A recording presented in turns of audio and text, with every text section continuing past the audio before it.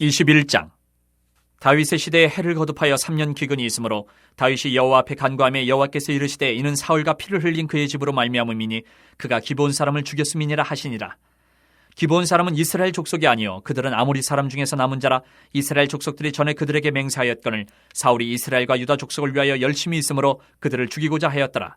이에 왕이 기브온 사람을 불러 그들에게 물으니라. 다윗이 그들에게 묻되 내가 너희를 위하여 어떻게 하랴? 내가 어떻게 속죄하여야 너희가 여호와의 기업을 위하여 복을 빌겠느냐 하니 기브온 사람이 그에게 대답하되 사울과 그의 집과 우리 사이의 문제는 은금에 있지 아니하오며 이스라엘 가운데서 사람을 죽이는 문제도 우리에게 있지 아니하니이다 하니라. 왕이 이르되 너희가 말하는 대로 시행하리라. 그들이 왕께 아뢰되 우리를 학살하였고 또 우리를 멸하여 이스라엘 영토 내에 머물지 못하게 하려고 모해한 사람의 자손 7사람을 우리에게 내주소서. 여호와께서 택하신 사울의 고을 기브아에서 우리가 그들을 여호와 앞에서 목매어 달겠나이다 하니 왕이 이르되 내가 내주리라 하니라. 그러나 다윗과 사울의 아들 요나단 사이에 서로 여호와를 두고 맹세한 것이 있으므로 왕이 사울의 손자 요나단의 아들 무비보셋을 낫기고 왕이 이에 아야의 딸 리스바에게서 난 자 곧 사울의 두 아들 알모니와 무비보셋과 사울의 딸 메랍에게서 난 자 곧 무홀랏 사람 바르실레의 아들 아드리엘의 5 아들을 붙잡아 그들을 기브온 사람의 손에 넘기니 기브온 사람이 그들을 산 위에서 여호와 앞에 목매어 달매 그들 7사람이 동시에 죽으니 죽은 때는 곡식 베는 첫날 곧 보리를 베기 시작하는 때더라. 아야의 딸 리스바가 굵은 배를 가져다가 자기를 위하여 바위 위에 펴고 곡식 베기 시작할 때부터 하늘에서 비가 시체에 쏟아지기까지 그 시체에 낮에는 공중에 새가 앉지 못하게 하고 밤에는 들짐승이 범하지 못하게 앉으라. 이에 아야의 딸 사울의 첩 리스바가 행한 일이 다윗에게 알려지매 다윗이 가서 사울의 뼈와 그의 아들 요나단의 뼈를 길란 야베스 사람에게서 가져가니 이는 전에 블레셋 사람들이 사울을 길보아에서 죽여 블레셋 사람들이 벳산거리에 매단 것을 그들이 가만히 가져온 것이라. 다윗이 그곳에서 사울의 뼈와 그의 아들 요나단의 뼈를 가지고 올라오매 사람들이 그 달려 죽은 자들의 뼈를 거두어다가 사울과 그의 아들 요나단의 뼈와 함께 베냐민 땅 셀라에서 그의 아버지 기스의 묘에 장사하되 모두 왕의 명령을 따라 행하니라. 그 후에 하나님이 그 땅을 위한 기도를 들으시니라. 블레셋 사람이 다시 이스라엘을 치거늘 다윗이 그의 부하들과 함께 내려가서 블레셋 사람과 싸우더니 다윗이 피곤하며 거인족의 아들 중에 무게가 300세겔 되는 노창을 들고 세 칼을 찬 이스비브노시 다윗을 죽이려 하므로 수르야의 아들 아비새가 다윗을 도와 그 블레셋 사람들을 쳐 죽이니 그때의 다윗의 추종자들이 그에게 맹세하여 이르되 왕은 다시 우리와 함께 전장에 나가지 마옵소서. 이스라엘의 등불이 꺼지지 말게 하옵소서 하니라. 그 후에 다시 블레셋 사람과 곱에서 전쟁할 때에 후사 사람 시프게는 거인족의 아들 중에 삽을 쳐 죽였고 또다시 블레셋 사람과 곱에서 전쟁할 때에 베들레헴 사람 야레오르김의 아들 엘하나는 가드 골리앗의 아우 라흐미를 죽였는데 그자의 창자루는 배틀채 같았더라. 또 가드에서 전쟁할 때에 그곳에 키가 큰 자 하나는 손가락과 발가락이 각기 6개씩 모두 24개가 있는데 그도 거인족의 소생이라. 그가 이스라엘 사람을 능욕함으로 다윗의 형 샴마의 아들 요나단이 그를 죽이니라. 이 4사람 가드의 거인족의 소생이 다윗의 손과 그의 부하들의 손에 다 넘어졌더라. 22장. 여호와께서 다윗을 모든 원수의 손과 사울의 손에서 구원하신 그날에 다윗이 이 노래의 말씀으로 여호와께 아뢰어 이르되 여호와는 나의 반석이시요 나의 요새시요 나를 위하여 나를 건지시는 자시요 내가 피할 나의 반석의 하나님이시요 나의 방패시요 나의 구원의 뿌리시요 나의 높은 망대시요 그에게 피할 나의 피난처시요 나의 구원자시라. 나를 폭력에서 구원하셨도다. 내가 찬송받으실 여호와께 아뢰리니 내 원수들에게서 구원을 받으리로다. 사망의 물결이 나를 애우고 불의의 창수가 나를 두렵게 하였으며 수월의 줄이 나를 두르고 사망의 올무가 내게 이르렀도다. 내가 환난 중에서 여호와께 아뢰며 나의 하나님께 아뢰었더니 그가 그의 성전에서 내 소리를 들으시며 나의 부르짖음이 그의 귀에 들렸도다. 이에 땅이 진동하고 떨며 하늘의 기초가 요동하고 흔들렸으니 그의 진노로 말미암음이로다. 그의 코에서 연기가 오르고 입에서 불이 나와 사름이여 그 불에 숯이 피었도다. 그가 또 하늘을 들이우고 강림하시니 그의 발 아래는 어두캄캄하였도다. 구름을 타고 나르시며 바람 날개 위에 나타나셨도다. 그가 흑암 곧 모인물과 공중에 빽빽한 구름으로 돌린 장막을 삼으시며 그 앞에 있는 광채로 말미암아 숯불이 피었도다. 여호와께서 하늘에서 우레소리를 내시며 지존하신 자가 음성을 내시며 화살을 날려 그들을 흩으시며 번개로 무찌르셨도다. 이럴 때에 여호와의 꾸지람과 콧김으로 말미암아 물밑이 드러나고 세상의 기초가 나타났도다. 그가 위에서 손을 내미사 나를 붙드시며 많은 물에서 나를 건져내셨도다. 나를 강한 원수와 미워하는 자에게서 건지셨으며 그들은 나보다 강했기 때문이로다. 그들이 나의 재앙의 날에 내게 이르렀으나 여호와께서 나의 의지가 되셨도다. 나를 또 넓은 곳으로 인도하시고 나를 기뻐하심으로 구원하셨도다. 여호와께서 내 공의를 따라 상 주시며 내 손의 깨끗함을 따라 갚으셨으니 이는 내가 여호와의 도를 지키고 악을 행함으로 내 하나님을 떠나지 아니하였으며 그의 모든 법도를 내 앞에 두고 그의 규례를 버리지 아니하였음이로다. 내가 또 그의 앞에 완전하여 스스로 지켜 죄악을 피하였나니 그러므로 여호와께서 내 공의대로 그의 눈앞에서 내 깨끗한 대로 내게 갚으셨도다. 자비한 자에게는 주의 자비하심을 나타내시며 완전한 자에게는 주의 완전하심을 보이시며 깨끗한 자에게는 주의 깨끗하심을 보이시며 사악한 자에게는 주의 거스르심을 보이시리이다. 주께서 곤고한 백성은 구원하시고 교만한 자를 살피사 낮추시리이다.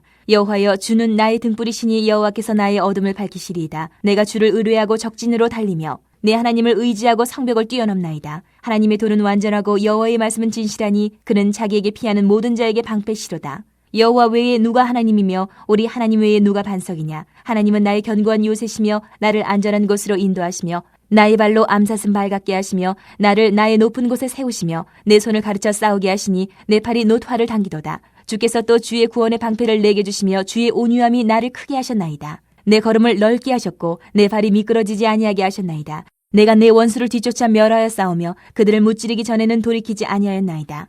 내가 그들을 무찔러 전멸시켰더니 그들이 내 발 아래에 엎드러지고 능히 일어나지 못하였나이다. 이는 주께서 내게 전쟁하게 하려고 능력으로 내게 띠띠우사 일어나 나를 치는 자를 내게 굴복하게 하셨사오며 주께서 또 내 원수들이 등을 내게로 향하게 하시고 내게 나를 미워하는 자를 끊어버리게 하셨음이니이다.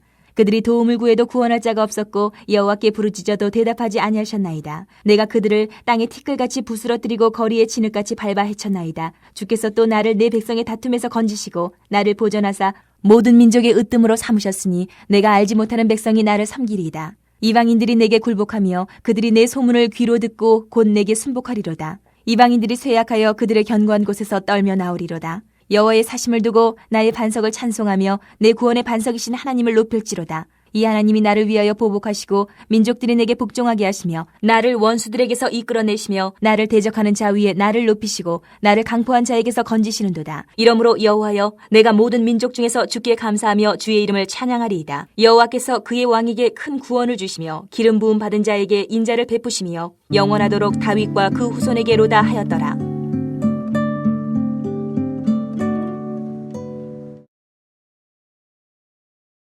사무엘 하에서 다윗의 이야기는 20장을 마지막으로 해서 끝납니다. 21장부터 24장까지는 다윗 시대에 일어난 여러 가지 자료들을 모아놓은 것으로 의도적으로 편집한 사무엘서의 결론이라고 말할 수 있습니다. 내용적으로 보면 이 결론부는 두 개의 찬송시를 중심으로 나누어져서 먼저 사울의 범죄와 그에 대한 속죄 이야기가 시작되고 그 다음에 블레셋과의 전쟁에서 보여준 다윗의 용사들의 명단과 업적들이 나오며 다윗을 모든 원수와 사울의 손에서 구원하신 것에 대한 찬송시가 나옵니다. 그런 후에 이번에는 반대로 하나님께서 다윗에게 주신 예언적 찬송시가 나오고 다윗의 용사들의 명단과 업적들이 따르며 이번에는 사울이 아닌 다윗의 인구조사로 인한 하나님의 징계가 소개되어 있습니다. 이와 같은 사무엘서의 결론은 무엇을 보여줍니까? 왕으로 인해 백성들이 위험에 빠질 수 있다는 것은 왕이 백성들의 대표자로서 하나님 앞에서 바로 서 있어야 함을 보여줍니다. 그리고 이 왕국은 하나님의 은혜와 통치가 그 중심을 이루고 있음을 찬송시를 통해 드러납니다. 오늘 읽은 본문은 결론부의 첫 부분으로 사울의 범죄와 속죄, 다윗의 용사들의 이름과 업적, 그리고 찬송시입니다. 21장 1절에서 14절의 이야기는 다윗이 통치하던 어느 시기에 3년 동안 기근이 들었고 다윗은 여호와 앞에 간구합니다. 그때 하나님은 사울이 기브온 사람을 죽인 피로 인해 주어진 벌이라고 말합니다. 여호수아 9장에서 기브온 사람들은 자신들을 먼 곳에서 온 민족으로 속이고 여호수아와 평화 언약을 맺었습니다. 나중에 속은 것을 알게 되지만 여호수아는 이들을 살려주는 대신에 이들이 이스라엘을 위해 노역을 감당하도록 합니다. 생존의 약속을 받은 이런 기본 민족을 사울이 유다와 이스라엘에 대한 열심으로 인해 그들을 죽이고자 한 일이 있었던 것입니다. 이 사실을 안 다윗은 기본 사람들에게 어떻게 해야 사울의 죄에 대한 속죄를 할 수 있으며 그들이 여호와의 복을 위하여 복을 빌 수 있을는지 묻습니다. 여기에 기본 사람들은 보상 대신에 사울왕이 자신들을 학살하려 했기에 그의 자손 7사람을 주면 사울의 고향 기브아에서 그들의 죽음을 통해 피해 복수를 하겠다고 말합니다. 이것은 그동안 이들이 이 일을 행할 권한이 없기에 아무 말도 하지 못하고 있다가 이제 다윗을 통해 하나님이 이들의 억울함을 갚아주시고자 함입니다. 하나님은 기본 족속이라고 해서 함부로 무시하지 않는 것입니다. 다윗은 요나단과 언약했기에 무비보셋을 제외하고 사울의 첩 리스바에게서 난 두 아들 알모니와 무비보셋 그리고 사울의 큰딸 메랍이 낳은 5 아들을 붙잡아 그들을 넘겨줍니다. 사울에게는 4명의 아들이 있는데 이 중 3명은 블레셋 전투에서 사울과 함께 죽고 이스보셋이 남았습니다. 그는 다윗에게 반란을 일으키다가 죽었습니다. 사울의 딸 미갈도 자식이 없었습니다. 남은 자는 요나단의 아들 무비보셋과 그의 자녀들만 남았습니다. 기브온 사람들은 7명의 사울 자손을 기브아에 있는 산에서 공적으로 처형을 합니다. 사울의 자손들의 죽음은 장례를 치르지 못하고 처형 장소에 방치되어 있었습니다.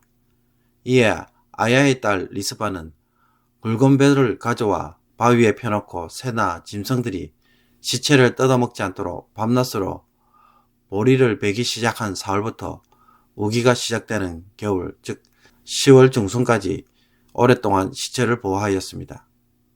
이런 리스바의 행동이 다윗에게 알려지자 다윗은 감동하여 사울의 집안에 장례를 치루어 줍니다. 이렇게 사울이 저지른 죄가 이스라엘 가운데 속죄가 이루어지자 하나님께서 그 땅을 위한 기도를 들어주시고 다시 복을 주십니다. 우리의 입장에서 보면 사울의 잘못을 후손들이 책임지는 것이 다소 이상하지만 그러나 사울은 왕으로서 약자를 보호해야 할 책임이 있고 이것은 왕과 그 가족 모두에게 영향을 끼칩니다. 하나님도 사울과 피를 흘린 그의 집으로 말미암으니라고 하시면서 사울과 그 집안의 책임으로 돌리고 있습니다. 다윗도 자신의 범죄로 인해 너와 내 집에 재앙을 내리실 것이라고 선언하셨고 그것이 압살롬을 통해 이루어진 것을 이미 우리가 살펴본 바가 있습니다. 21장 15절부터 22절까지는 다윗이 블레셋과의 전쟁을 할 때에 싸운 용사들의 명단과 업적을 소개하고 있습니다. 다윗은 왕으로 통치하던 기간 중에 블레셋과 계속해서 전투를 하였습니다. 이때 거인족인 르바인 사람의 후손인 이스비브노비 다윗을 죽이려 할 때 스루아의 아들 아비새가 다윗을 도와 그를 죽입니다. 그리고 곱 지역에서 블레셋과 싸울 때 후사 사람 십부게가 거인족의 아들 중에 하나인 삽을 죽였으며 엘 하나는 가드의 골리앗의 아우인 라흐미를 죽였습니다. 다윗의 형 삼마의 아들 요나단도 거인족의 소생이며 손가락과 발가락이 각각 6개씩 모두 24개를 가진 가드 사람을 죽였습니다. 다윗에게는 스루야의 아들인 요압과 아비새, 아마사와 아사엘이 있었지만 여기에는 언급되지 않은 4명의 용사들도 골리앗과 같은 거인들을 두려워하지 않고 목숨을 걸고 다윗을 지키며 이스라엘을 구원하였다는 점에서 다윗 왕국이 점점 확장되고 안정되어 가는 것을 보여줍니다. 22장은 다윗의 찬송시로 내용을 볼 때 겸손하고 죄를 짓지 않고 하나님의 말씀만 따라갔다고 고백하며 어디를 가든지 하나님이 함께 하심으로 전쟁에서 승리를 했다는 것은 다윗이 범죄하기 전의 모습으로 보입니다.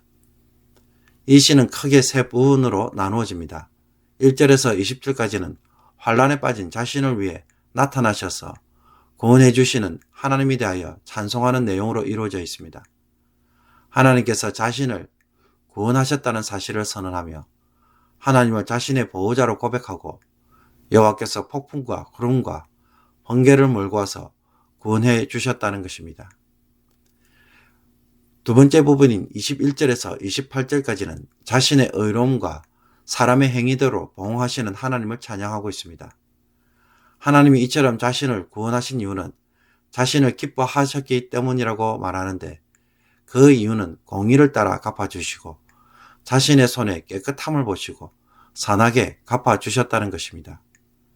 그러면서 다윗은 이것은 자신뿐만 아니라 모든 사람들에게 하나님은 사람의 행위대로 갚으시는 분으로 확대하고 있으며 이런 심판을 통해 공고한 백성은 구원하시고 교만한 자를 살피사 낮추신다고 말합니다. 끝으로 29절에서 51절까지는 다윗이 하나님을 의지하며 전쟁을 하는 모습을 그리고 있습니다. 다윗에게 하나님은 등불로서 어둠 속에서 담대하게 달려가고 승리를 하게 하시며 자신을 지켜주시는 보호자로 고백합니다. 하나님께서 전쟁을 준비시키는 과정과 그 준비를 통해 자신을 용사로 만드셨고 그 결과 자신의 모든 원수를 이기게 해 주셨다는 것입니다.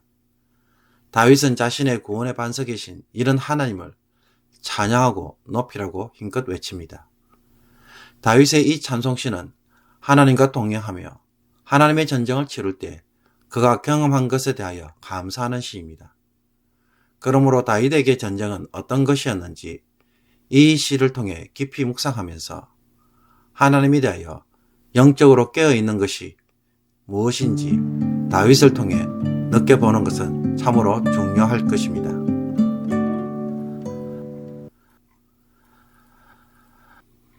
오늘의 묵상 본문은 사무엘하 21장 1절에서 9절 말씀입니다. 남녀가 결혼식을 할 때 반드시 있어야 할 순서가 있다면 무엇입니까? 두 사람이 부부가 되었음을 선포하기 위해서는 반드시 두 사람의 서약이 있어야 합니다. 이 서약을 통해 두 사람은 언약을 맺고 그 언약을 통해 부부로 간주됩니다. 결혼식에 앉아있는 모든 사람들은 그 언약의 증인들로 참석합니다. 우리가 예수를 믿고 예수님을 나의 구주로 영접하는 것 역시 하나님과 언약을 맺는 행위입니다. 그리고 그 언약식은 세례를 받고 성찬에 참여하는 일입니다.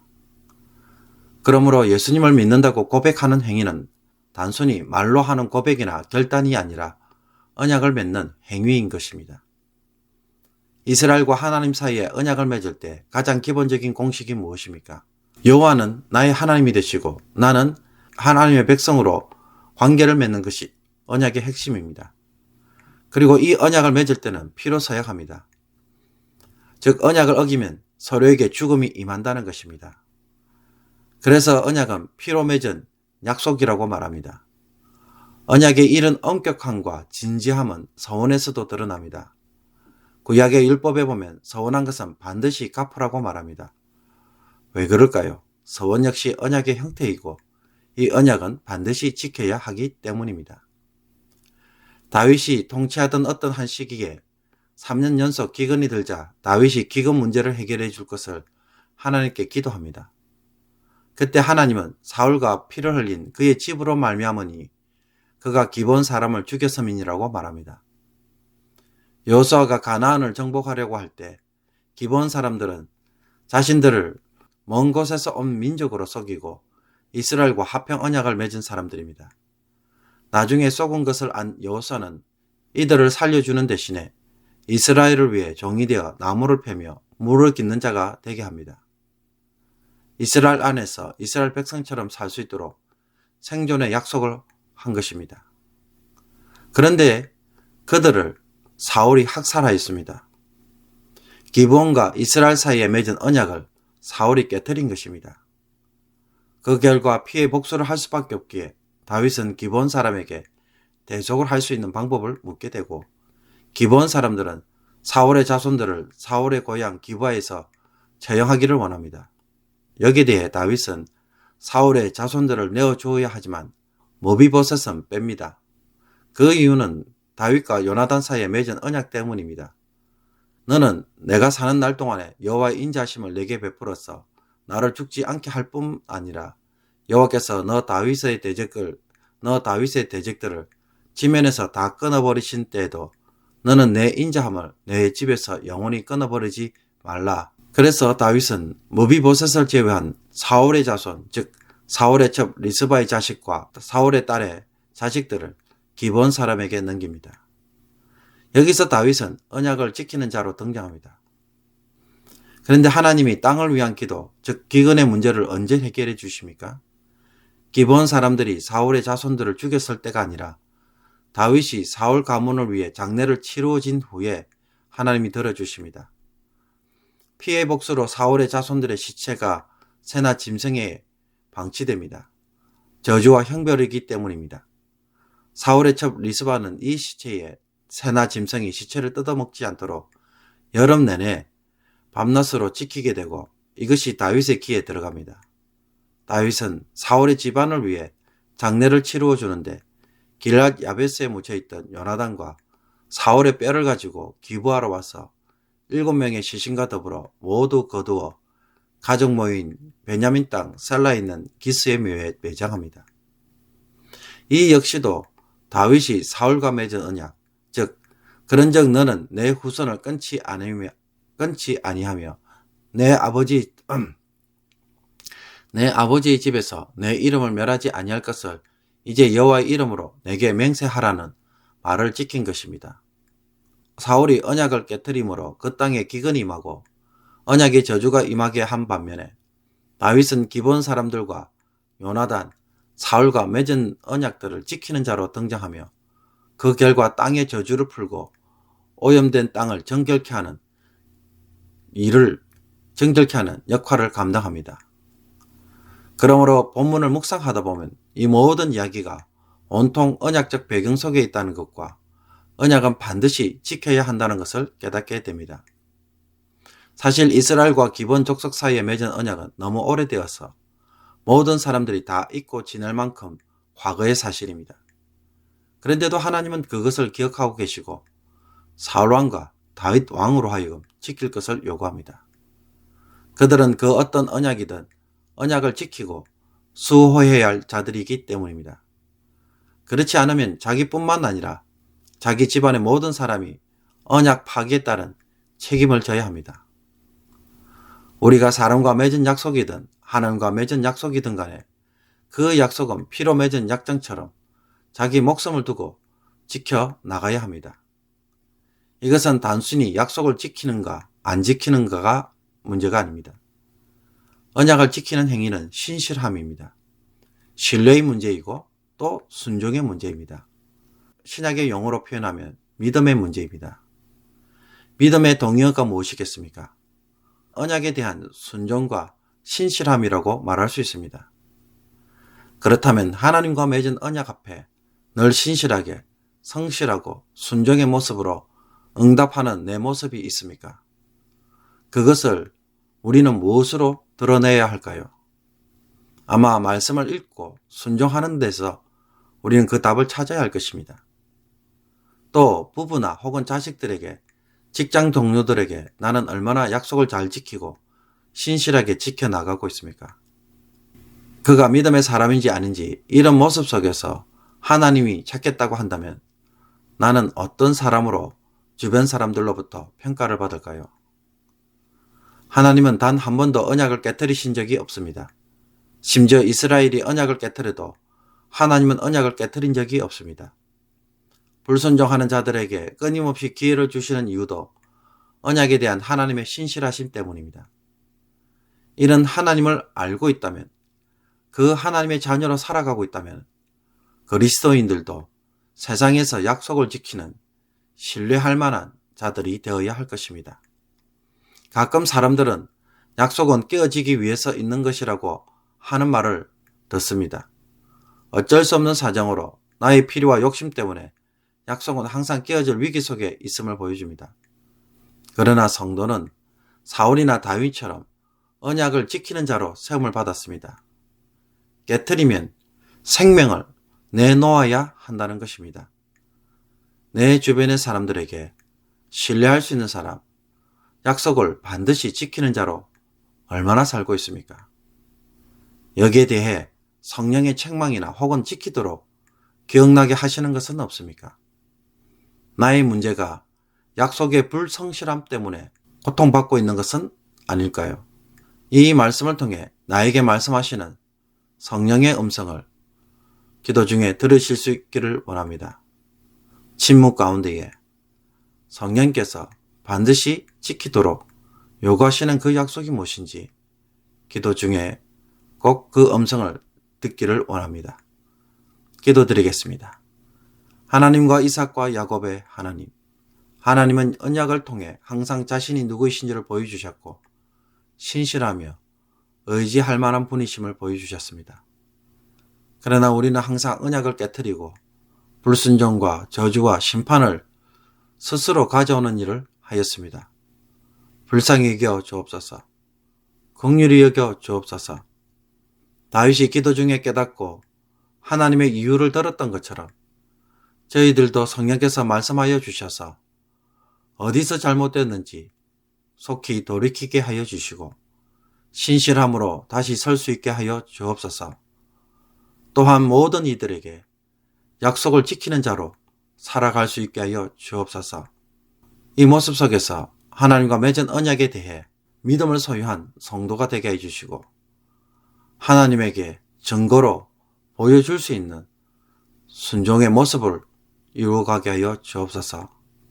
또한 내 자녀들에게 한 작은 약속에서부터 주변 사람들로부터 또 여러 가지 사업으로 또 계획들로 이루은 모든 약속들에 대하여 책임을 지고 순종하는 모습을 저희들이 이루어가게 하여 주옵소서.